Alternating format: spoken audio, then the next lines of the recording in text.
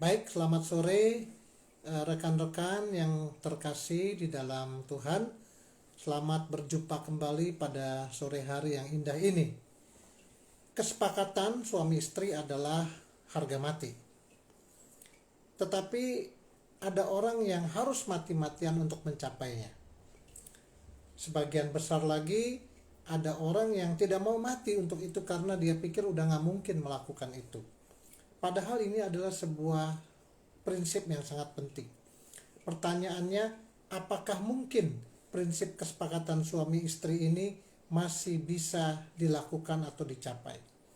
Anda berada di acara Abad Talks Sabtu 8 Mei 2021. Abad Talks adalah sebuah wadah untuk kita bisa sharing, diskusi melalui Instagram Abalog KTCJKC, yang mana kita akan tayang secara live setiap hari Sabtu pukul 17.00. Acara ini bisa disaksikan juga karena direkam.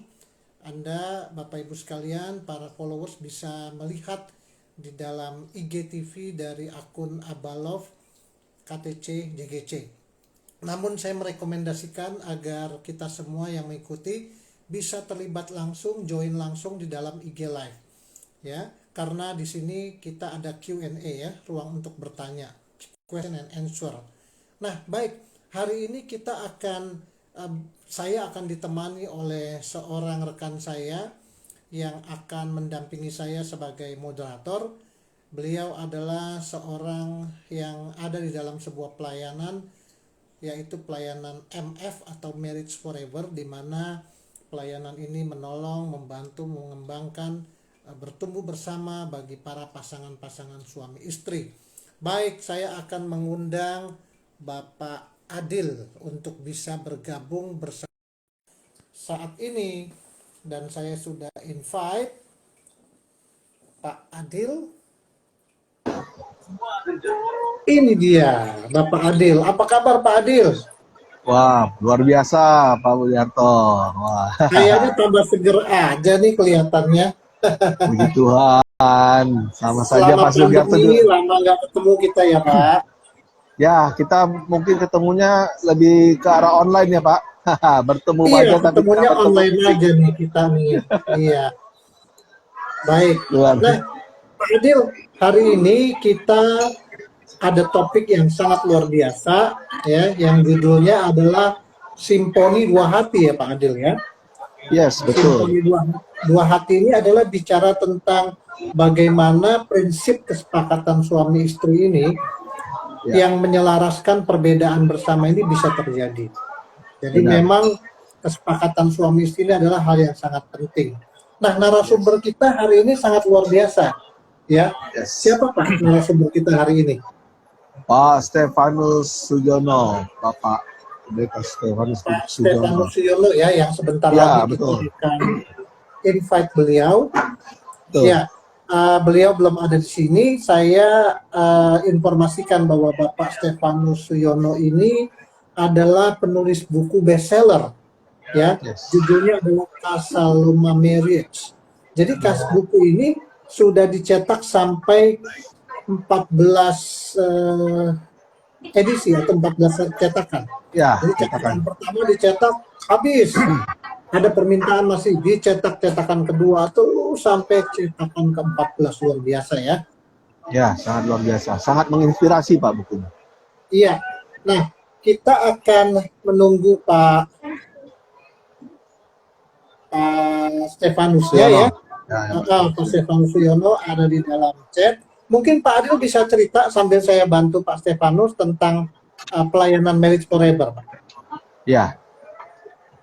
Jadi kalau saya mau sharing sedikit mengenai pelayanan Marriage Forever, itu pelayanan yang dibuat yaitu karena gini. Pada dasarnya apalagi di hari-hari ini ya, sejak pandemi ini, pernikahan kita banyak sekali orang yang pernikahannya tergoncang. Karena nggak pernah mengalami kondisi seperti ini sebelumnya. Di mana pasangan suami istri menghabiskan waktu lebih banyak bersama di rumah, bersama anak, gitu ya. Jadi selama ini hal-hal yang dianggap tidak masalah jadi masalah gitu. Karena intensitas ketemunya sering. bisa jadi 24 jam. Kalau dulu kan cuma ketemu sebentar, udah tidur, besok sudah bangun lagi. Nah, tapi sebelum ini memang Marriage Forever itu kita buat,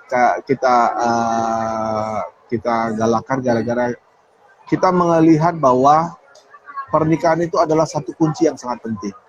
Artinya dalam pelayanan, dalam hal bisnis, dalam hal apapun, apabila di dalam keluarga kita tidak beres atau belum terbina dengan baik, pasti akan pengaruhnya sangat besar. Bukan saja kepada diri kita sendiri, bahkan kepada anak-anak dan orang sekitar kita. Jadi betapa kalau kita lihat di dalam Alkitab sendiri, Tuhan yang merancang pernikahan itu. Jadi betapa Tuhan sendiri, Allah sendiri melihat sangat pentingnya pernikahan itu, sehingga Allah harus turun tangan merancang pernikahan itu. Jadi, dan itu juga yang dipakai oleh iblis untuk sebagai senjata merusaknya. Jadi iblis nggak perlu susah-susah merusak, tinggal merusak pernikahan, efeknya, dampaknya luar biasa. Yang rusak bukan cuma pasangan, tapi bisa anak, keturunan, bahkan keluarga antara pasangan. Jadi dampaknya sangat luas. Jadi karena itu kita melihat bahwa hal ini sangat mendasar, sesuatu yang mendasar untuk mendasari segala kegiatan kita, baik dalam pelayanan, dalam kehidupan sehari-hari. Akhirnya kita tergerak bahwa oke, kita fokus untuk pelayanan di pernikahan. Jadi akhirnya kita mulailah bersama beberapa rekan-rekan. Saya juga dulu pertama juga merasakan bahwa sangat terinspirasi pada saat pertama kali ikut dalam campnya Pak Stefanus Yono. Saya mendengarkan bahwa wow, ternyata banyak hal yang kita lewatkan dalam pernikahan kita. Salah satunya nanti topik yang akan diangkat oleh Pak Stefanus Yono sendiri. Sehingga ya ini beliau sudah hadir ini. Nah, ini Selamat, dia Pak Suyono. ya, Nah, selamat ini sore. yang luar biasa. Halo. Rupanya Pak Suyono dari tadi dengerin nih apa yang Oh, Pak Adil sampaikan. Kenapa? ya. Karena Pak Suyono, selamat datang, selamat sore. Selamat sore, Pak. Karena Pak Selamat Suyono sore, juga, selamat sore. Thank you. iya, adalah seorang penulis buku yang bestseller tadi, yang bukunya dipakai ya sama Pak Adil untuk materi-materi modul-modul di dalam Marriage Forever. Betul ya Pak? Betul sekali. Nah, sekarang hari ini kita akan mengalami yang sangat luar biasa, yaitu satu dari sekian banyak prinsip dalam pernikahan yang kita akan kupas. Saya udah dengar icip-icip sharingnya sangat luar biasa. Sebab itu Bapak Ibu sekalian jangan lupa dengarkan, catat, dan jangan lupa tanya sebanyak-banyaknya. Hari ini porsi bertanyanya kita perbesar supaya kita bisa diskusi. Mumpung ada Pak Suyono. Silakan Pak Adil. Yes, ya. Baik Bapak-Bapak, Ibu-Ibu, kita akan memulai dengan prinsip yang merupakan salah satu prinsip mendasar, yaitu prinsip kesepakatan antara suami dan istri tentunya. Nah, kalau kita mendengar katanya dia sepakat, wow, kelihatannya gampang ya, kita sepakat ya. Oke, kalau orang kan kadang-kadang sepakat, kalau yang satu bilang ke sini, oke, saya ikut. Ya sebenarnya sepakatnya antara sepakat pasrah atau sepakat benar-benar kerelaan dari hati nih kadang-kadang. Nah itu yang memang kita harus tahu, bahwa seperti apa sih kesepakatan itu. Apakah sesederhana yang kita bayangkan atau sesulit yang kita bayangkan. Nanti teman-teman, bapak-bapak, ibu-ibu semua, saudara-saudara sekalian bisa mendengarkan langsung dari Pak Suyono sebagai narasumber yang ya luar biasa menurut saya. Bukunya aja sangat menginspirasi, apalagi kalau Pak Suyono sendiri yang mengantarkannya. Pasti nanti kita akan terkagum-kagum, seperti kata Pak Budiarto. Icip-icipnya aja sudah sangat membuat penasaran ya Pak ya. Betul. Nah kita lihat versi lengkapnya ya sore ini. Iya, Silakan. iya, iya.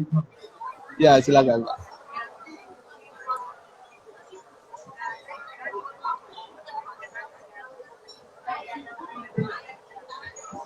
Baik Pak Suyono, silakan. Oke, Ya siapa? langsung ya. Oke. Boleh Pak, silakan. Shalom, selamat sore semua teman-teman. Shalom, shalom. Sukacita boleh ada di Abba Talk yang membahas tema-tema yang sangat luar biasa. Tema yang luar biasa kita hari ini adalah Simfoni Dua Hati. Iya. Saudara pernah melihat pertunjukan orkestra enggak ya? Nah, pertunjukan orkestra itu unik.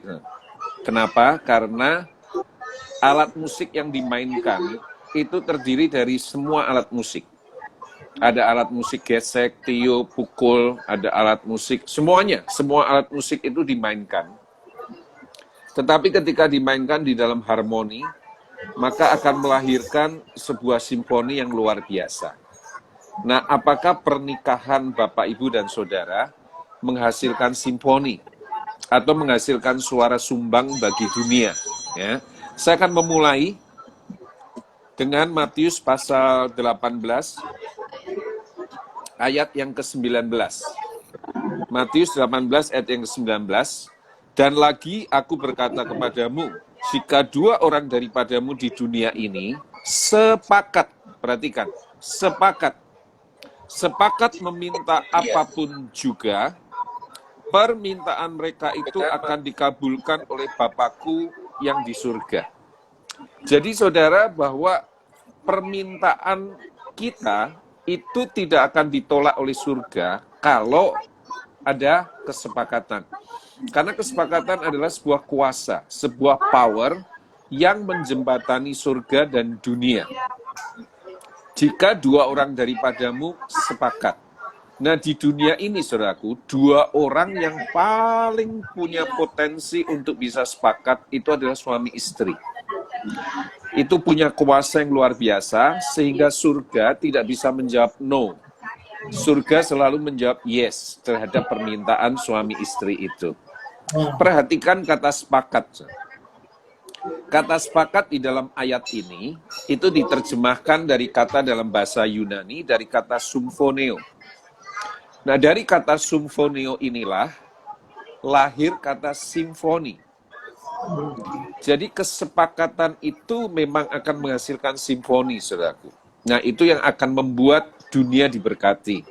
Orang-orang yang ada di sekitar saudara diberkati oleh orkestra surgawi, yaitu suami istri yang sepakat. Karena kesepakatannya, symfonionya itu akan menghasilkan simfoni. Nah, sekarang kita masuk dalam poin yang kita mau bahas. Bagaimana cara sepakat, itu yang paling penting. Kita mau bahas kesepakatan, hasilnya luar biasa, power, kuasanya luar biasa, nggak ada gunanya kalau kita tidak betul-betul bisa membangun kesepakatan. Nah, kita belajar nih, firman Tuhan mendidik kita, mengajar kita, mengarahkan kita untuk kita bisa bangun kesepakatan. Cara supaya kita bisa sepakat, saudaraku, adalah suami istri bersekutu, membangun koinonia atau persekutuan yang akrab, yang dekat, yang intim satu dengan yang lainnya. Ini berbeda dengan persekutuan-persekutuan kumpulan orang rohani, orang Kristen.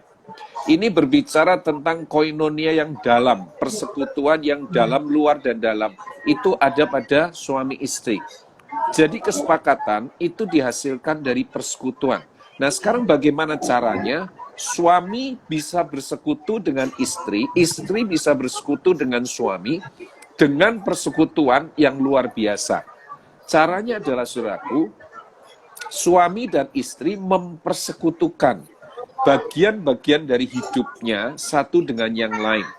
Nah, manusia itu terdiri dari 3 bagian, ya, roh, jiwa, dan tubuh. Suami punya jiwa, roh, dan tubuh, istri juga punya roh, jiwa, dan tubuh. Nah, masing-masing bagian ini mesti dipersekutukan. Ya, roh suami dipersekutukan dengan roh istri. Jiwa suami dipersekutukan dengan jiwa istri. Tubuh suami dipersekutukan dengan tubuh istri. Kalau ketiga bagian ini dipersekutukan, maka suami dan istri akan masuk di dalam koinonia yang sesungguhnya, persekutuan yang sesungguhnya. Hasilnya adalah kesepakatan, kuasa kesepakatan. Nah, sekarang kita akan masuk lebih dalam lagi, saudaraku. Bagaimana caranya supaya persekutuan masing-masing bagian dari suami dan istri itu bisa terjadi. Yang pertama, roh suami bersekutu dengan roh istri. Nah, caranya, saudaraku, itu dengan berdoa bersama, ya, bukan berdoa masing-masing. Pernah satu kali seorang hamba Tuhan, gembala sidang didatangin oleh pekerjanya suami istri. Lalu mereka mengeluh bahwa mereka berdua walaupun melayani cinta Tuhan, tetapi selalu ribut, selalu bertengkar, konflik. Tidak pernah putus, selalu berkepanjangan.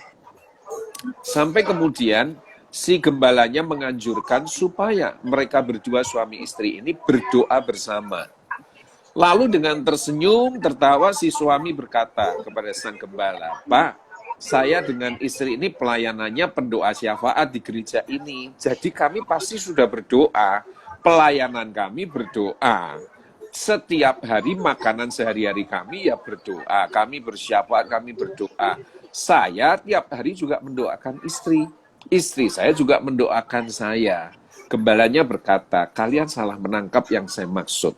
Maksud saya bukan kalian mendoakan pasangan kalian di tempat yang berbeda dan waktu yang berbeda. Yang saya minta adalah kalian berdoa bersama, ya, dalam waktu yang bersamaan di tempat yang sama." Nah, saya melakukan dengan istri saudaraku seringkali dengan kami di kamar berpegangan tangan saudaraku. Lalu kami berdoa untuk banyak hal dan itu kami persekutukan roh kami, saudaraku. Dengan demikian, roh suami akan bisa bersekutu dengan roh istri. Lalu, ya, kedua pekerja yang pendoa syafaat ini, mereka pulang, saudara. Beberapa bulan kemudian, mereka melaporkan hasilnya kepada gembalanya. Mereka berkata, "Pak Gembala, ajaib. Ketika kami mengikuti saran Pak Gembala, Pak Gem, maka kami walaupun beda pendapat, kami bisa menyelesaikannya dengan baik. Kami sekarang jarang konflik." Nah, ternyata berdoa bersama itu akan membuat roh suami dan roh istri itu dipersekutukan. Nah, ada prinsip yang penting di dalam mempersekutukan masing-masing bagian ini. Kalau mempersekutukan roh suami dan istri, maka prinsip yang penting yang harus dipegang adalah kita harus menjaga hati nurani kita murni. Kalau hati nurani tidak murni, di antara suami istri akan ada gap, akan ada jarak. Bisa saja berdoa bersama secara formalitas, tetapi tidak ada hasil di dalam bersekutu. Apalagi sepakat. Kenapa? Karena kalau hati nuraninya tidak murni, ya, hati nurani kotor, ada unek-unek, ada ganjalan, tidak ada pemberesan, tidak ada rekonsiliasi, maka yang terjadi adalah roh suami dengan roh istri itu tidak akan bisa bersekutu. Itu sebabnya firman Tuhan mengatakan di dalam Efesus pasal yang keempat ayat 26, ya, jangan izinkan amarahmu itu sampai matahari terbenam. Artinya, kalau ada ganjalan, ada sesuatu yang mengotori hati nurani. Saudara sedang tersinggung dengan pasangan, ya. Bapak Ibu sedang ada ganjalan, ada unek-unek dengan suami atau istri. Nah, mesti cari waktu yang terbaik dalam satu hari itu untuk menyelesaikannya. Saya komitmen dengan istri kalau ada sesuatu kami harus selesaikan hari yang sama. Tentu harus mencari waktu yang terbaik. Ya, bukan sembarangan ketika pasangan lagi capek dan sebagainya. Tapi ketika waktunya terbaik, maka saat itu suami dan istri bisa membereskan satu dengan yang lainnya. Ya. Karena kalau itu tidak dibereskan, hati sang suami atau istri akan ada kegelapan. Makanya firman Tuhan mengatakan, jangan izinkan amarahmu itu sampai matahari terbenam. Karena kalau matahari terbenam itu sudah malam. Yang terjadi adalah kegelapan. Jadi kalau hati seorang istri atau suami gelap, karena ganjalan unek-uneknya tidak dibereskan, tidak disampaikan, maka hati nuraninya akan kotor, gelap. Nah, itu membuat tidak bisa berdoa bersama, rohnya dipersatukan dan dipersekutukan. Ini prinsip yang penting yang harus dipegang baik-baik. Ya. Kemudian yang kedua adalah mempersekutukan jiwa suami dengan jiwa istri. Ya. Caranya bagaimana? Caranya bukan dengan berdoa bersama, tapi dengan diskusi. Ya, diskusi itu penting, saudaraku. Saya sering melakukan dengan istri saya, bahkan hampir sepanjang usia pernikahan kami. Kami sering melakukannya ketika kami akan istirahat. Ya, anak-anak tentu sudah ada di kamar yang berbeda, terpisah, mereka sudah istirahat. Kami ketika akan istirahat, kami berdiskusi. Kami sering menceritakan kebaikan Tuhan. Istri saya kadang-kadang mengatakan, Pak, aku bersyukur ya, aku akhirnya menikah dengan seorang pria yang takut akan Tuhan. Aku nggak bisa bayangkan aku kalau menikah dengan laki-laki lain. Mungkin saja aku menikah dengan orang yang kaya, tapi hidupku tidak akan menggenapi rencana Tuhan. Jadi, ucapan syukur ini, saudaraku, kami lakukan. Saya juga demikian. Ya, kami bersyukur bagaimana anak-anak dijagai Tuhan. Anak-anak luar biasa, mereka berprestasi di bidang akademisnya, mereka juga takut akan Tuhan, melayani, dan sebagainya. Dan itu adalah sebuah kebanggaan, sebuah sukacita bagi orang tua yang luar biasa. Nah, kami berdiskusi. Bahkan di dalam diskusi itu, seringkali juga kami sering memberi masukan sama satu dengan yang lainnya. Nah, banyak suami istri yang datang sama saya dengan mengatakan, Pak, kami ini juga kepenginnya diskusi, Pak. Tapi baru diskusi 5 menit, ya, 5 jam berikutnya itu piring terbang, kursi terbang, kata-kata kotor, caci maki keluar.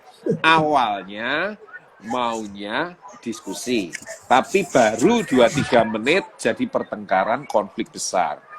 Akhirnya nggak jadi diskusi, tapi yang terjadi justru saling melukai satu dengan yang lainnya. Nah, ini yang membuat, saudaraku, kita harus belajar bahwa di dalam mempersekutukan jiwa suami dengan istri, melakukan diskusi, itu ada prinsip yang harus dipegang. Sama seperti tadi mempersekutukan roh, itu ada prinsipnya. Nah, diskusi juga harus ada prinsip yang penting, yang kita harus pegang. Ya, ada 3 prinsip untuk membangun diskusi yang sehat. Ya, karena banyak diskusi nggak sehat. Tapi di dalam diskusi saling menyerang dan akhirnya yang terjadi adalah saling membela diri atau melukai. Nah, 3 prinsip ini penting, harus dijaga. Yang pertama, prinsip dalam diskusi yang sehat adalah openness, keterbukaan. Ya, kita hanya bisa berdiskusi dengan sehat kalau terbuka. Kalau ada yang ditutupi, itu langsung ada mental block. Ya. Ada sesuatu yang coba disembunyikan, nah itu berbahaya. Itu akan menjadi pembicaraan atau komunikasi yang tidak sehat satu dengan yang lainnya. Tapi dengan keterbukaan, maka suami istri itu akan berjalan di dalam terang. Ya, karena 1 Yohanes 1 ayat 5-7 mengatakan Allah itu terang. Jadi kalau kita ini harus, anak-anak Tuhan harus berjalan di dalam terang. Terang itu artinya simple, terbuka. Gelap artinya tertutup. Jadi kalau kita suami istri mau berdiskusi dengan sehat di dalam terang, maka kita harus terbuka satu dengan yang lainnya. Keuangan belajar terbuka. Ya. Pelayanan apapun terbuka. Dan itu akan membangun diskusi yang baik. Jiwa akan dipersekutukan. Nah, prinsip yang kedua yang nggak kalah penting adalah di dalam membangun diskusi, tidak boleh satu sama lain punya spirit menghakimi. Tidak boleh. Ya, kenapa? Karena ketika penghakiman dilakukan, maka pihak yang diajak berdiskusi itu akan merasa diserang. Ya, akan merasa diserang. Nah, tidak ada seseorang, saudaraku, yang suka diserang. Begitu dia diserang, saudaraku, akan muncul 2 respon. Yang pertama, dia akan menyerang balik. Ya, kenapa? Karena dia merasa diserang, jadi dia serang balik. Atau respon yang kedua adalah dia diam. Dia tidak menyerang balik, tetapi dia membuat pertahanan. Ya, dia membangun mental block. sehingga kedepannya dia akan sulit terbuka. Kenapa? Karena kalau dia terbuka, dia diserang. Dia terbuka, dia disalahin. Itu menyebabkan dia tidak bisa berdiskusi dengan sehat. Ya. Nah, ini yang perlu kita perhatikan. Ya, diskusi ini harus sehat kalau tidak ada spirit untuk menghakimi. Nah, ingat ya, spirit dengan cara berbicara itu dua hal yang berbeda. Ya. Spirit dengan, saya ulangi ya, spirit dengan cara berbicara itu dua hal yang berbeda. Kenapa? Karena spirit itu sesuatu yang tidak kelihatan, tapi bisa dirasakan. Saya kasih contoh. Ada orang-orang yang kalau ngomong itu kalem. Lembut sepertinya. Nadanya nggak pernah tinggi. Tapi spiritnya menyerang dan menghakimi. Bisa seperti itu. Atau ada orang kalau ngomong suaranya kenceng. Nah, ini biasanya teman-teman dari suku Batak. Ya, itu kalau ngomong kenceng, saudaraku. Tapi spiritnya belum tentu menghakimi. Ya, jadi spirit berbeda dengan cara berbicara. Saya pernah melayani suami istri. Ya, suaminya, saudaraku, itu tertarik dengan kekristenan. Istrinya sangat rohani. Kenapa? Karena bangun tidur suaminya sudah dikuliahi firman Tuhan. Mereka sedang makan pagi sarapan, ditambah firman Tuhan dari istri. Mereka tuh buka toko bersama di rumahnya. Mau buka toko, firman Tuhan lagi. Ya. Sementara sedang melayani pelanggan, firman Tuhan dari istri. Malam mau tidur, firman Tuhan. Suaminya ngomong sama saya, Pak, saya itu kalau dengar firman Tuhan tuh sampai nek, Pak. Sampai betul-betul saya itu mau muntah. Kenapa? Istri saya, Pak. Nggak pagi, nggak siang, nggak malam. Nggak waktu istirahat, nggak sedang kerja, ngomong terus firman Tuhan sama saya. Ya. Padahal, saudara, istrinya kalau ngomong itu lembutnya luar biasa, kalem sekali. Ya. Istrinya kalau ngomong itu nggak pernah nada tinggi, saudaraku. Tapi suaminya merasa mau muntah kalau dengar firman Tuhan. Memang akhirnya saya layani dan akhirnya terima Tuhan Yesus si suaminya, saudaraku. Tapi ini membuktikan bahwa orang yang menghakimi itu punya spirit yang selalu menyerang. Jadi pihak lawan pasti tidak akan suka. Ya. Nah, di dalam diskusi yang sehat, prinsip ini penting untuk dipegang. Tidak boleh menghakimi. Prinsip yang ketiga adalah punya kerendahan hati. Ketika diskusi, harus punya kerendahan hati. Tidak boleh sombong dan tinggi hati. Kenapa? Karena di dalam diskusi seringkali ada masukan buat dia, buat saya. Dia yang dia katakan itu ternyata bermanfaat buat saya. Nah, kalau saya nggak punya kerendahan hati, mentang-mentang saya suami, karena dia istri, saya jadi pemimpin, saya tidak mau mengubah itu. Tapi kalau saya punya kerendahan hati, saya berkata, Ma, thank you ya. Itu masukan yang luar biasa loh. Doakan supaya aku berubah, aku belajar untuk berubah. Ya. Dengan kerendahan hati, maka diskusi yang di dalamnya sering kali ada masukan, itu akan berjalan dengan luar biasa indah. Jadi diskusi antara suami istri itu harus pegang 3 prinsip. Keterbukaan, yang kedua tidak boleh ada penghakiman, yang ketiga adalah kerendahan hati. Kalau itu yang dilakukan, diskusi itu asik banget Bapak Ibu. Asik sekali, indah sekali. Dan itu diskusi yang sehat. Ya, ini luar biasa. Diskusi yang sehat itu memperkaya jiwa. Itu memperkaya kita, satu dengan yang lainnya. Dan itu yang akan membuat jiwa suami dan jiwa istri bersekutu dan hasilnya adalah kesepakatan. Dan yang ketiga, yang terakhir, saudaraku, itu adalah persekutuan tubuh. Tubuh suami bersekutu dengan tubuh istri. Lewat apa? Lewat seks. Ya, saya berbicara ini dengan gamblang, karena kita kalau berbicara seks di dalam terang firman Tuhan, itu indah dan kudus. Ya. Nah, banyak orang salah mengerti dengan kata seks. Ya. Terutama yang pasangan sudah usia dewasa. Ya, mereka sering berkali berpikir bahwa seks itu harus selalu diakhiri dengan penetrasi alat kelamin. Oh bukan, saudara. Memang kalau untuk pasangan muda, pasangan usia produktif, saudaraku, itu sebaiknya dilakukan dengan penetrasi alat kelamin dan itu dilakukan dengan rutin.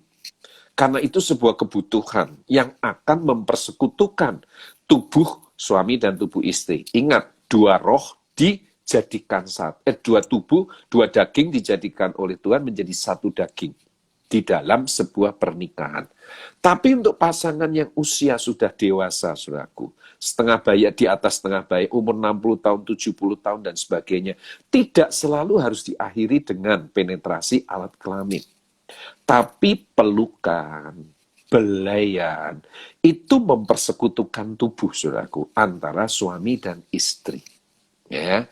Nah, istri tahu loh, kalau suami lagi membelai, mengelus istri, itu tujuannya mengelus dengan kasih, atau tujuannya mengelus itu karena butuh sesuatu. Gitu.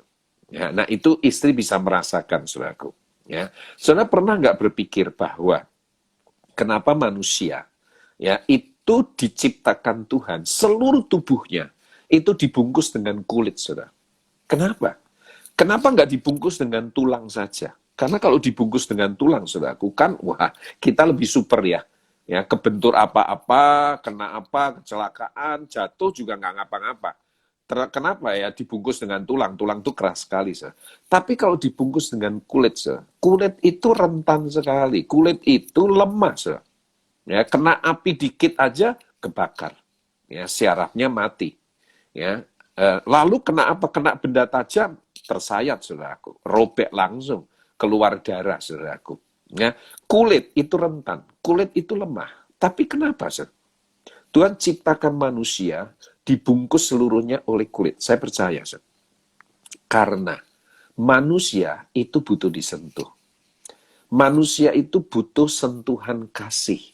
Bukan sentuhan nafsu. Ya.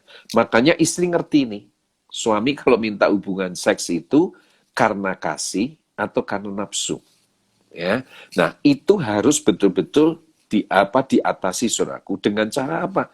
Dengan cara ya kita harus tahu bahwa mempersekutukan tubuh itu penting, saudara. Satu dengan yang lainnya. Ya. Ada seorang seksolog terkenal di Amerika. Bahkan artis-artis selalu mengikuti nasihatnya. Saudara tahu nggak pendapat dia tentang berapa kali hubungan seks yang sehat antara suami istri? Jadi dia berkata, kalau suami istri mau makin sehat, hubungannya sehat, tubuhnya sehat, mereka harus melakukan hubungan seks sesering mungkin. Dan dia sebut berapa kali, saudaraku? 200 kali dalam setahun. Itu minimal, kata dia. Berarti maksimalnya tidak terbatas. Bisa sehari 3 kali sesudah makan. Nah, ini istri-istri yang dengar, waduh 200 kali setahun ya. Yang benar aja Pak Stefanus Yono, yang benar aja. Ya. Nah, ini kata seksolog, saudaraku. Nah, apakah betul seperti itu? Bagi saya, bukan masalah frekuensinya. Bukan masalah jumlah, ya. Tetapi kalau hubungan seks itu dilakukan dengan kasih, maka itu akan mempersekutukan tubuh suami dan tubuh istri. Tapi kalau dilakukan dengan hawa nafsu, itu justru akan memisahkan tubuh suami dan tubuh istri. Nah, ada prinsip yang penting, saudaraku, yang harus dipegang. Di dalam kitab Korintus, ya, 1 Korintus pasal yang ke-7 kalau nggak salah ya, ayat-ayat yang awal, ya, 1 Korintus 6, 1 Korintus 7, di sana disebutkan, ya, kalau suami sudah menikah dengan istri, tubuh suami itu milik istri. Tubuh istri itu milik suami. Jadi istri-istri saya mau mengatakan, kalau suamimu menginginkan hubungan seks, ya, tolong jangan diberi banyak alasan. Lagi capek lah, lagi apalah, lagi apa. Tapi layani dengan sepenuh hati. Sebaliknya, ya, sebaliknya, suami ketika menginginkan hubungan seks, ingat, tubuh istrimu adalah milikmu.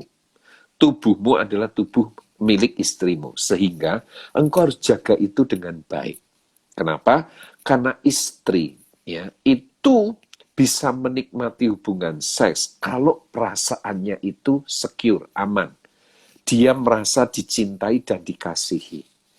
Suami-suami, jangan kalau engkau tadi sedang menyinggung istrimu dengan perkataan, dengan sikapmu, terus malam penyakit mahnya kumat, ya, minta jatah hubungan seks. Ya. Padahal engkau tadi menyinggung dia, perasaannya lagi galau, ya, perasaannya lagi terluka, dia nggak bisa nikmati. Sehingga engkau harus bereskan dulu. Kenapa? Tubuh istrimu milikmu, sehingga engkau harus merawat itu. Tubuh suami milik istri. Sehingga kalau suamimu membutuhkan hubungan seks, karena itu tubuhmu, hai istri, lakukanlah itu dengan kasih. Lakukanlah itu dengan melayani, dengan sikap yang pelayanan hamba yang luar biasa. Nah, jadi saudara, mempersekutukan tubuh suami dengan tubuh istri, itu bisa dilakukan dengan seks. Ya. Bisa dilakukan dengan sentuhan yang penuh dengan kasih. Ya, karena kulit manusia membutuhkan hal itu. Nah, 3 hal ini akan mempersekutukan antara suami dan istri.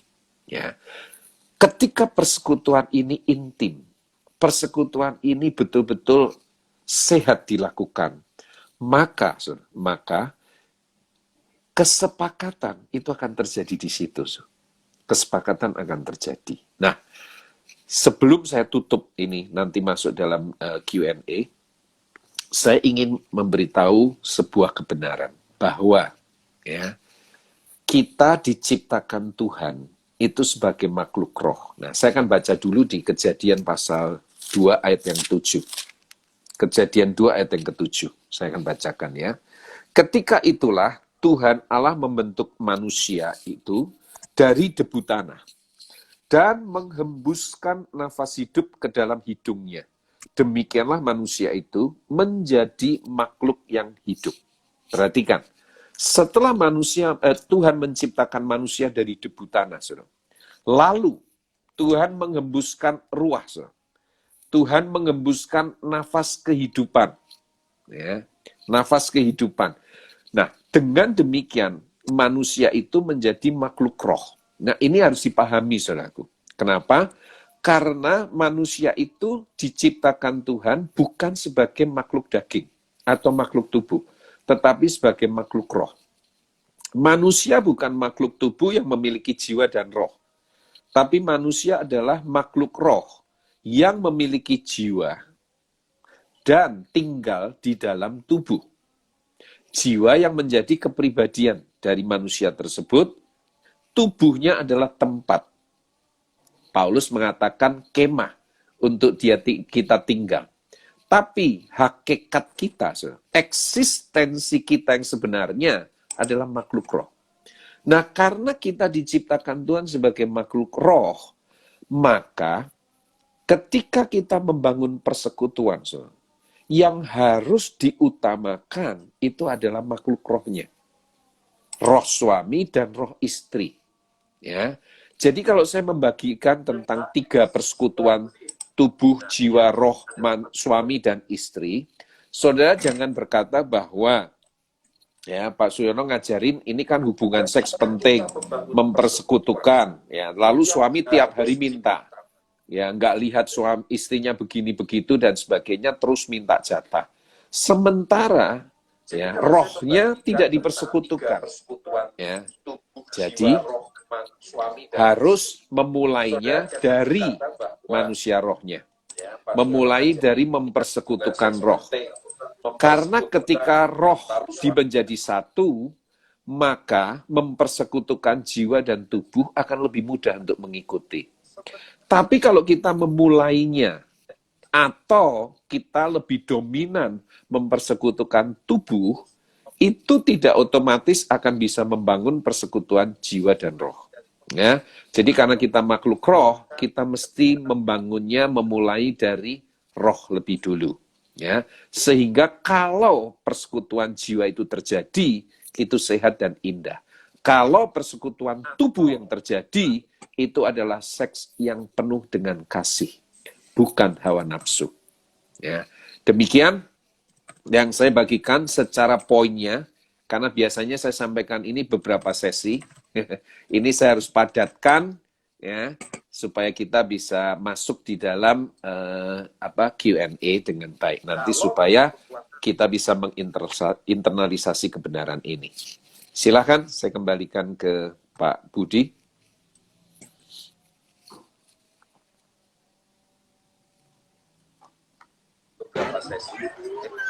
Wow. Ya, Pak Adil ya. Baik. Yes. Silakan Pak Adil sudah kembali. Tadi ada gangguan teknis. Ya, luar biasa ya Pak. Ini masih baru satu sesi aja kita udah banyak pertanyaan juga nih dari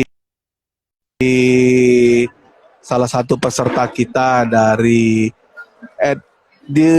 deal.lidzen. Pertanyaannya begini Pak Suyono.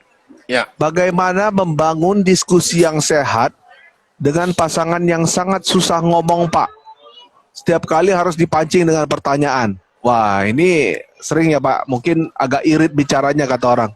Jadi gimana cara membangun komunikasinya ini Pak? Mungkin ya. Pak Suyono punya tip nih ya. Ya, jadi gini, saya memang menemui kadang-kadang ada orang yang irit bicara. Ya, irit bicara. Tapi kalau kita perhatikan dengan lebih seksama, sebetulnya tidak ada orang yang tidak bisa ngomong. Ya. Sependiam-pendiamnya seseorang, ya, itu pasti dia bisa bicara. Nah, kalau sampai pasangan kita ternyata tidak bisa bicara, itu bukan masalah pendiamnya, tapi mungkin something wrong. Ya, betul Pak. Mungkin saja ketika dia baru mau ngomong sesuatu, kita udah sikat. Gitu. Ya, karena saya juga banyak menemukan ini, hubungan suami istri nggak sehat, diskusi tidak berjalan. Kenapa? Karena istri kalau menyampaikan pendapat, suaminya itu langsung cut. Oh, gitu ya Pak. Atau suaminya tidak menghargai istri, sehingga istri itu berpikir begini, ngapain saya ngomong? Ngapain saya nyampaikan pendapat? Wong juga nggak pernah dihargai, nggak pernah didengar, ya kan? Tapi kalau suami ngomong, istri harus ikut, harus sepakat, harus setuju. Nah, ketika terjadi sesuatu seperti itu, ya itu akan membuat salah satu pasangan kita itu akan bukan tidak mau ngomong, bukan irit bicara, tetapi dia memang males ngomong. Kenapa? Karena merasa kalau saya ngomong disalahin. Kalau saya ngomong menyatakan pendapat tidak pernah dihargai, tidak pernah didengar. Nah, makanya ada 3 prinsip tentang diskusi yang tadi saya sampaikan. Ya, nggak boleh ada penghakiman. Lalu kita juga rendah hati. Nah, rendah hati itu termasuk yang tidak suka mengkat pembicaraan orang. Dengan kita menghargai pembicaraan orang, maka itu artinya kita juga belajar rendah hati. Ya, kita juga harus terbuka. Nah, jadi saya mau kasih masukan kepada teman yang bertanya tadi. Pertama, mulailah dari mempersekutukan roh. Karena tadi saya mengatakan, kita diciptakan sebagai makhluk roh. Jadi mulailah dari roh dulu. Ya, mulai dari roh. Kalau rohnya itu dipersekutukannya itu dominan, itu disiplin tiap hari, itu akan mempermudah diskusi. Ditambah dengan 3 prinsip dalam diskusi yang sehat dilakukan. Wah, itu luar biasa. Saya yakin pasangan Anda yang tidak bicara akan mulai menyampaikan isi hatinya. Ya.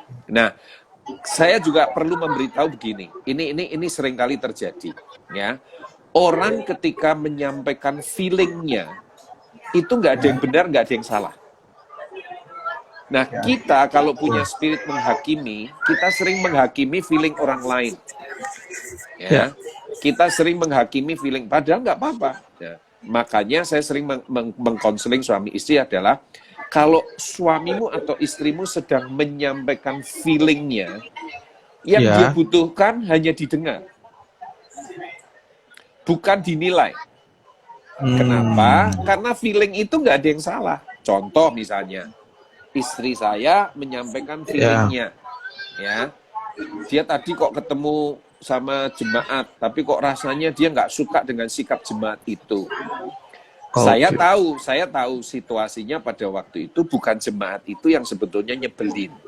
Tetapi memang suasana hati istri saya lagi nggak enak, lagi nggak enak misalnya. Nah, saya nggak perlu ngomong begini. Ya, kamu tuh memang kok kalau ngedepin orang itu selalu deh suasana hatimu yang dominan. Ya, nah saya menghakimi feelingnya, gitu loh. Padahal kalau saya dengerin aja, oh gitu ya, ya, mungkin berarti hatimu lagi nggak enak ya, manganu. Iya, nanti tiba-tiba dia akan ngomong gini, iya sebenarnya orang tadi itu nggak apa-apa loh. Saya memang lagi suasana hati lagi nggak enak gitu. Ya, jadi harus tahu cara menghadapinya. Ya, jadi saya percaya sependiam-pendiamnya seseorang, orang bisa bicara. Apalagi dia bisa mengungkapkan hatinya tuh pasti bisa. Yes. Ya, Wow. ya. Oke. Wah, iya Pak. Waduh, luar biasa ini Pak. Ini jadi tips juga bagi kita ini ya, menghadapi hal-hal seperti ini. Kadang-kadang kita nggak terpikir sebenarnya. Sesuatu yang sebenarnya sederhana ya, tapi kadang-kadang karena kita terlalu sibuk dengan perasaan dan feeling kita sendiri, Ya. dengan gaya kita sendiri, kita lupa ini dengan pasangan nih, harus bagaimana sebenarnya bisa mengerti. Iya Pak, keren nih. Ini ada pertanyaan kedua ini dari Pak Inggof Setiawan nih. Pertanyaannya sih sebenarnya menyambung dari tadi. Bagaimana jika salah satu pasangan terlalu dominan, misalnya dalam hal mengatur keuangan atau mendidik anak? Apakah mengalah itu baik supaya tidak ada konflik? Wah, ini istilahnya ini sering terjadi nih. Daripada konflik, daripada ribut nih, mendingan kita diam aja nih ya, atau kita ikut aja deh supaya niatnya sih supaya keadaan damai dan tentram Pak. Tapi apakah itu baik gitu kira-kira itu? Iya. Damai buat yang dominan. Buat yang tidak dominan bukan damai, jadi tertekan. Oh iya. Jadi ada banyak yang mengatakan mengalah itu indah. Sebetulnya pernyataan itu benar kalau yang mengalah itu nggak terluka. Ya. Tapi kalau mengalah sambil terluka itu nggak indah sama sekali, nggak ada indahnya. Justru itu akan membuat komitmen akan menjadi rusak satu dengan yang lain. Nah, sebetulnya ini bicara soal parenting ya. Kalau tentang mendidik anak atau keuangan. Nah, itulah pentingnya diskusi. Itulah pentingnya diskusi, ya. Kenapa? Karena sebetulnya kan walaupun suami dan istri itu sudah sekian puluh tahun menikah pun, mereka itu pribadi yang berbeda. Mau dicocok-cocokin kayak apapun, itu tetap dua orang yang berbeda. Makanya kalau ada anak muda yang belum menikah, mau cari pasangan, jangan cari yang cocok. Sampai Tuhan Yesus datang kedua kali nggak akan ketemu. Ya, nah itu sebabnya selalu ada dua cara berpikir. Nah itu jalan ketemunya lewat apa? Lewat diskusi. Soal seks misalnya, kan ada istri yang tidak suka suami memperlakukan dia di dalam hubungan seks dengan perlakuan tertentu. Butuh diskusi, menyampaikan bahwa saya senang. Ketika kita melakukan hubungan intim, kamu perlakukan saya seperti ini, saya senang, saya menikmati. Tapi kalau saya diperlakukan begini, saya nggak suka. Ya, itu lewat diskusi. Nah, kalau itu disampaikan dengan kerendahan hati dan tidak menghakimi, terbuka, hasilnya akan luar biasa. Sama dalam area keuangan pun begitu. Didiskusikan. Nah, dalam hal keuangan, itu harusnya tidak boleh uang suami dan uang istri terpisah. Tetapi harus uang bersama. Ya. Tapi kalau itu dipakai untuk sesuatu, nah itu didiskusikan. Apalagi kalau yang dipakai itu dalam jumlah besar. Atau uang yang akan dipakai itu untuk modal kerja, investasi, jumlahnya gede. Harus dibicarakan dengan baik. Tapi kalau uang parkir sih nggak perlu diskusi. Keburu tukang parkirnya jengkel, ya kan? Nah, ini mau kasih 5.000 atau 2.000, ya itu nggak perlu diskusi. Tapi kalau jumlah besar, ya, lalu hal-hal penting yang prinsip, ya perlu untuk didiskusikan. Ya, nah dominan atau tidak itu akan dilihat. Kalau saya biasanya akan melayaninya seperti ini. Siapa yang lebih pandai mengatur keuangan? Izinkan dia yang jadi Menteri Keuangan. Pak Jokowi itu presiden di atas semua menteri. Tapi kalau urusan keuangan negara, dia serahkan itu sepenuhnya sama Ibu Sri Mulyani. Kenapa? Oh, Ibu Sri Mulyani lebih lihai soal keuangan dibanding Pak Jokowi. Nah, saya dengan istri saya lebih lihai istri saya, jadi dia jadi Menteri Keuangan saya. Karena kalau saya pegang uang, pasti lebih boros dan sebagainya. Gitu. Nah, dilihat suami istri kadang-kadang ada istri yang boros juga. Biarkan suami yang memegang, mengatur keuangan dengan baik. Tapi kalau salah satu ingin menguasai keuangan ini, nah ini ada sesuatu yang tidak beres. Harus biasanya kalau sudah sampai seperti itu, apalagi yang sudah memakan waktu bertahun-tahun, udah jadi habit, kebiasaan, butuh orang lain konseling. Mereka butuh datang untuk orang yang bisa mereka percayai, pemimpin atau apa, untuk mendiskusikan itu. Yes. Tapi dua-duanya harus datang untuk konseling dengan hati yang kerendahan hati, nggak datang untuk ngeyel gitu. Ya. Nah, kalau tentang mendidik anak, sama, diskusikan dulu. Ya. Karena begini, saya tuh kalau ngisi seminar parenting juga sering, ya. Saya selalu mengatakan bahwa suami dan istri itu harus satu suara. Papa, mama itu harus konsisten. Jadi nggak boleh kalau mamanya mengatakan no, lalu anaknya datang sama papanya mengatakan yes. Maka setiap kali mamanya no, anaknya akan datang sama papanya. Dia nggak butuh mamanya. Kenapa? Karena papa selalu yes. Ya kan? Tapi kalau mama no, nah jadi nggak boleh. Kalau satu yes harus yes, satu no, satu juga harus no. Nah, tetapi orang tua harus tahu, anak itu manipulator yang ulung. Oh. Saya dulu ya, kalau anak saya bisa datang sama saya, dan mengatakan, Pak, Pi, tolong dong, pengen es krim, beliin es krim. Saya akan cari istri saya dulu. Saya akan konfirmasi dulu, apakah anak saya sudah ngomong minta. Oh sudah. Terus, ya aku nggak boleh, wong dia lagi pilek. Ngerti ya? Jadi saya akan ngomong sama anak saya, nak, mama udah ngomong enggak, papi juga ngomong enggak. Kenapa? Kamu masih pilek. Kalau kamu udah sehat, nak, oke. Kita, papi janji, papi mami janji, kami akan belikan es krim kamu. Oke? Tapi sekarang ini, enggak, nak. Oh, kalau nangis ngerengek nganu. Saya akan berkata, kalau mami no, papi pasti no, nak. Kamu mau nangis sampai kayak apapun, jawabannya akan tetap no. Nah, ingat, anak itu manipulator. Ya, jadi kalau salah satu dia bisa jadikan senjata, wah, itu akan dia jadikan senjata terus.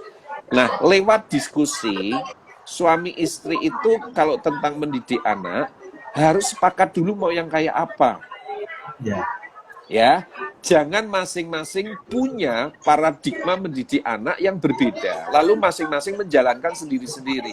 Nggak boleh. Anak akan jadi subjek yang pasti dibuat bingung. Kok papi boleh ya? Mami kok nggak boleh? Ya. Kok sebaliknya juga begitu? Mami kok nggak boleh? Papi boleh. Mami boleh. Ya. Papi yang nggak boleh. Akhirnya mereka bingung, saudara. Ya, nggak bisa. Jadi harus konsisten, suami istri harus satu suara. Nah, kalau mereka tidak menemukan titik temu di dalam mendidik anak, ya coba diskusi dengan orang yang lebih paham itu. Diskusi dengan orang punya spesialis tentang parenting. Gitu. Ya, tapi itu pentingnya diskusi. Itu pentingnya diskusi. Tapi harus 3 prinsip tadi ya, dan dimulai dengan roh. Harus sekutukan roh. Oke, saya rasa pertanyaan Ing-Of tadi mirip ya dengan yang tadi ya. Ya, oke. Ya, Suyono, saya sangat diberkati sekali. Cuman saya sangat khawatir karena kita cuma tinggal sekitar 10 menit. Saya sendiri punya banyak pertanyaan. Wah, ini kayaknya masih ada lanjutannya nih Pak Suyono. Wah. Ya, Setuju Pak, mesti ada sesi berikutnya. Saya bilang ya, waktu saya share promo untuk acara ini, saya bilang, Yang nomor 3 nggak nyangka deh, saya bilang gitu. Nomor 3 itu adalah tentang bersekutu dalam hal tubuh, yaitu tentang seks. Jadi saya tidak menyangka bahwa seks itu berkontribusi untuk kesepakatan juga ya, Pak Suyono ya. Ya, itu berkontribusi banyak. Iya, itu bukan cuma sekedar doa, tapi ternyata seks pun kalau kita mengerti hari ini itu ada kontribusi. Bahkan poin ini kalau tidak mengerti justru bisa merusak yang lain. Nah, pertanyaan saya nih Pak Suyono, tadi saya sangat tertarik dengan pasangan yang berhubungan seks karena nafsu misalnya, seharusnya dengan kasih sayang. Saya jadi timbul pertanyaan, apakah antara roh, jiwa dan tubuh ini berkaitan ya? Bersekutu secara roh, bersekutu secara jiwa itu berkaitan dengan satu sama lain. Karena misalnya apakah memungkinkan ada seorang yang kalau berhubungan seks itu pakainya nafsu, padahal mereka sudah bersatu secara roh, secara jiwa. Apa masih ada orang bisa seperti itu? Atau justru malah menunjukkan bahwa di antara nomor 1 dan 2 itu belum terjadi persekutuan. Gimana itu? Ya, sekali lagi karena ini pertanyaan bagus sekali. Kita ini diciptakan Tuhan sebagai makhluk roh. Ya, makanya kalau roh kita kuat, maka roh kita lah yang akan mendrive jiwa dan tubuh. Ya, jadi ada kaitan, pasti ada kaitannya. Karena manusia itu terdiri dari 3 bagian, roh, jiwa, dan tubuh, dan 3-tiganya tidak bisa dipisahkan. Makanya ketika manusia pertama makan buah itu, melanggar perintah Allah, dia yang mati rohnya. Ketika rohnya mati, jiwa dan tubuhnya pun sangat mudah dalam dosa. Tapi kalau rohnya hidup, ya, maka itu akan mempengaruhi jiwa dan tubuhnya. Ya, makanya kalau persekutuan rohnya berjalan dengan baik sekali, diskusi mempersekutukan jiwa juga prinsip-prinsip itu dijalankan dengan luar biasa. Itu pasti akan berdampak luar biasa bagus untuk persekutuan tubuh. Karena seks dengan nafsu itu merusak. Tapi seks dengan kasih itu mempersatukan. Itu membangun sekali, luar biasa. Ya, makanya begini. Kalau suami yang istri yang membangun roh dengan jiwanya dengan sehat, dengan bagus, katakanlah untuk membangun persekutuan tubuh punya keterbatasan karena salah satu ada sakit misalnya.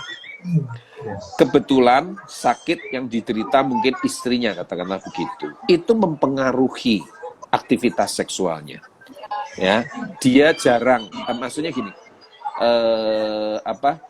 misalnya ada diabetes, itu ikut mempengaruhi sakit-sakit tertentu yang tidak bisa menikmati seks dengan baik. Nah, kalau suami istri ini membangun hubungan roh dengan jiwanya dengan sehat dan kuat, kalau seksnya itu ternyata katakanlah kurang dibanding pasangan normal lain, itu nggak akan jadi masalah. Itu nggak akan jadi masalah.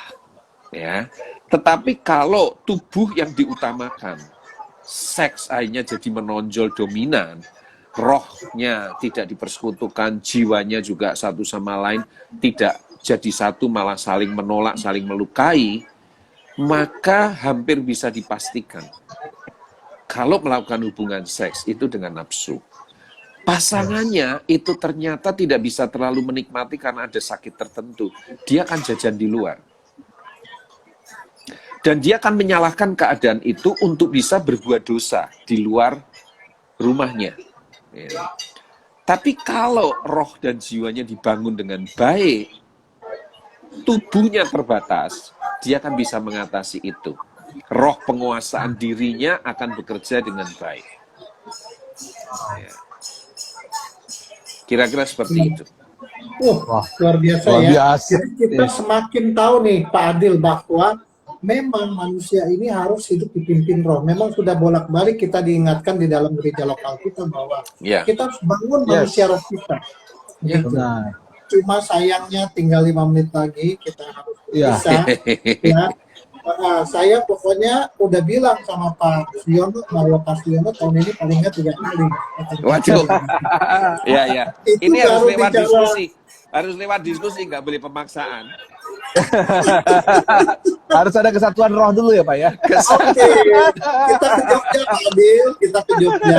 Baik, siap. Kita diskusi sama Pak Siono. Ya, Pak kita Siono, makan gudeg siap. dulu. kita gereja lokal kita ini adalah sedang fokusnya kompak di Koram Deo. Jadi sangat Ya. tepat sekali. Koram Deo adalah sebuah gaya hidup kita dipimpin roh. Sehingga Ya. urusan seks harusnya sudah nggak boleh lagi jadi isu yang pada akhirnya bikin salah satu pasangan kesel. Dan Ya, kemudian kompak atau komunitas sepakat. Jadi terima kasih sekali buat apa yang disampaikan bahwa kompak adalah komunitas sepakat, satuan terkecilnya 2-3 orang berkumpul dalam namaku, itu udah pasti Ya. suami istri. Ya. Yes. Itu ya Pak Siono, ya. Itu membangun roh, itu luar biasa. Yes. Membangun roh ya. Setuju. Baik, sekarang saatnya kita dengar closing statement nih dari Pak Siono. Mas Yono. Yuk, kita tutup. Ya, saya mau kembali menekankan dan terus mendorong Bapak Ibu sekalian, belajarlah untuk sepakat. Kenapa? Karena satu-satunya kuasa yang menghubungkan surga dan dunia itu adalah kuasa kesepakatan. Perhatikan Matius 18 ayat 19 tadi. Jika 2 orang daripadamu di dunia ini sepakat, di dunia, meminta apapun juga, maka Bapakku yang di surga mengabulkan. Yang minta di bumi, yang mengabulkan di surga. Tetapi itu hanya bisa dikabulkan kalau ada jembatan yang bernama kesepakatan. Jadi kuasa kesepakatan itulah yang menghubungkan, yang menjembatani surga dan dunia ini, bumi ini. Jadi kita bisa menghadirkan surga di rumah kita, di keluarga kita, lewat kuasa kesepakatan. Tetapi kuasa kesepakatan tidak otomatis terjadi begitu kita menikah, ditumpangin tangan dengan kata-kata pemberkatan nikah kudus, otomatis pernikahan kita suami istri jadi sepakat. Oh no, kesepakatan harus dikelola, harus dibangun, karena itu hasil dari persekutuan. Kenapa? Karena tidak ada 2 orang di dunia ini yang sama persis. Dua-duanya pasti berbeda. Saya nggak punya waktu untuk menjelaskan lagi bahwa sebetulnya Tuhan menciptakan kita, dihembuskan rohnya, maka kita menjadi a living soul. Bukan sekedar makhluk yang hidup, tetapi kita adalah jiwa yang hidup. Nah, jiwa itu yang membedakan satu orang dengan orang yang lainnya. Suami pasti beda dengan istri beda dengan suami. Tapi bagaimana menjembatani perbedaan itu menjadi satu kesatuan? Nah, itu adalah persekutuan dan kesepakatan. Itu yang harus dilakukan karena itu akan menghadirkan surga di keluarga kita. Lewat itu, apa saja yang kita minta, surga akan jawab yes. Ya. Terus bangunlah kuasa kesepakatan, bangunlah persekutuan suami dan istri. Anak-anakmu juga akan mendapatkan berkat dan warisan yang luar biasa dari kesepakatan bapak mamanya. Haleluya. Tuhan memberkati. Pak Adil, silakan. Kalau mungkin Ya. ada tindak lanjut setelah ini, apakah ada program-program tertentu, silakan Pak Adil. Ya, baik. Terima kasih Pak Budiarto. Ya, bagi kami dari apa yang tadi di-sharing oleh Pak Suyono sangat memberkati bagi kami dan membukakan banyak hal ya yang mungkin kita belum terpikirkan selama ini. Nah, kami juga dari pelayanan Merit Forever membuka kesempatan bagi para jemaat, bapak-bapak, ibu-ibu yang mungkin ada hal yang perlu dikonsultasikan. Silakan bisa menuliskannya di DM atau nanti bisa menghubungi sekretariatnya, nanti akan dibagikan nomornya untuk bisa mungkin berkonsultasi biar lebih intens lagi. Nanti dari tim kami ada person-person yang akan menghubungi Bapak dan Ibu supaya, karena itu kan penjelasannya tidak bisa singkat ya, mungkin harus lebih intens ya, nanti biar lebih clear semuanya permasalahannya. Nanti tetap kita akan dipintas dan kami percaya bahwa apa yang dibagikan Pak Suyono itu membuat kita semakin terinspirasi untuk membangun kesepakatan antara kompak terkecil yaitu suami dan istri. Terima Amin. kasih Amin. Pak Suyono, luar biasa. Amin. Haleluya. Pak Suyono, saya berterima kasih sekali ya. Pertemuan kita hari Sama-sama. ini telah melewati berbagai step ya, sehingga kita akhirnya bisa tayang hari ini, sangat luar biasa. Dibantu teman-teman juga dari tim Abatox. Pak Adil, Ya. terima kasih sudah mendampingi Sama-sama saya Pak. di dalam Abatox ini. Saya berharap kita akan bertemu kembali. Sekali lagi terima kasih. Bapak Ibu Terima sekalian, para followers setia Abalot KTC DGC, demikianlah Abatox kali ini. Saya Budiarto mohon pamit. Kita akan kembali next week Sabtu depan dengan topik yang menarik juga. Jangan lupa untuk tetap jaga kesehatan tubuh kita, tetapi yang paling penting jaga selalu kesehatan rohani dan pertumbuhan rohani kita. Tuhan Yesus Yes. memberkati. Tuhan Sampai Yesus jumpa lagi. memberkati. Terima kasih Bapak-bapak. Sampai Tuhan Yesus jumpa. Terima kasih, sampai jumpa.